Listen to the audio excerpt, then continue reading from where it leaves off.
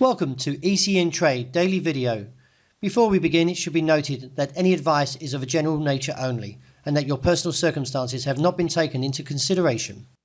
Hello everyone, my name is Rob Clayton and thank you for joining me.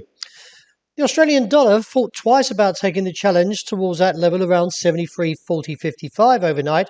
After at least about 5 attempts, the market eventually turned around and plummeted 1.5% to a fresh low in New York at 71.91 this morning.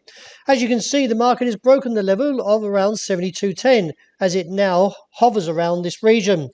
Still, from the MACD point and also with the RSI married up to a negative case, I do anticipate the next target to the downside is 71.30 to 45 and reassess from there. Any advances should find resistance around 72.60 to 65. With the dollar surging overnight, which measures the greenback strength against a basket of 6 major currencies, the euro plummeted again once to that challenge of 117.50 and now, as you can see, is hovering around this level.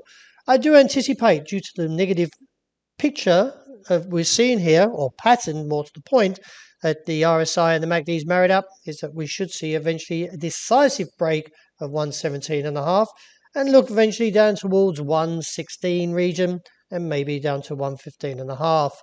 Still, from nearly a bearish outside range day, should put further emphasis on the market. And if we get a close under 117.5, does support the bear case. We got a challenge and a bullish outside range day from the rejection of 104 figure. It is assessed, though we need a little bit more confirmation. And if we get a break above 104.95, it will confirm this outside range bull candle and therefore see the challenge up towards the region of around 105.40 to maybe up to around 105.70. Trend, though, is still a little bit in terms of the bear case, but I would like to see confirmation to this candle before coming out with the stronger bullish call, as we could still see a test to the downside if we don't get a break and a close above 104.95. The pound eventually gave up its challenge to the high 129 and turned around and now looks back towards this level that's been challenged once before, back in September, early that is, of 127.50. If we get a break of this level, then it will expose further risk to the downside to 125 and reassess from there. As you can see, sterling yen still remain weak, and when we look at the weekly charts, could see a move down towards that 131.80 that I mentioned in the meeting yesterday. Nevertheless, with the pound breaking down, and if it takes out 127.5, we'll see the move for this cross lower to that region I'm calling, as I mentioned, of 131.80. All depends, though, on the pound. If it can take out that level of 127.5, we'll give the tick in the box for a bearish case, that is, towards that level that I'm calling. The call in gold reached its target. After closing under 1,926, the market went straight for the target of 1,880.84 and posted a low there. And from the rejection, not quite out of the danger zone.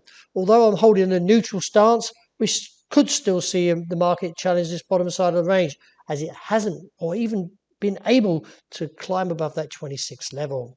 Reassess from 1,880 and see if the market can bounce. If it doesn't, then 1,860 will be next on the cards. Oil plummeted 5% overnight and now looks towards a level of $38.90. It is assessed from the technical pattern that we could see a further slide, and if so, could see a move down towards this region around $38 a barrel. Due to the fact is that the further concerns in Europe when it comes to the COVID-19 is putting a bit of a dampener on this bull case, and therefore the market is coming back to slightly bear case. And could see this move towards this level of 38 before the rebound. Well, that wraps it for today. Thank you very much for joining me. And as always, look out for the intraday report and hope you enjoy the great start to this day.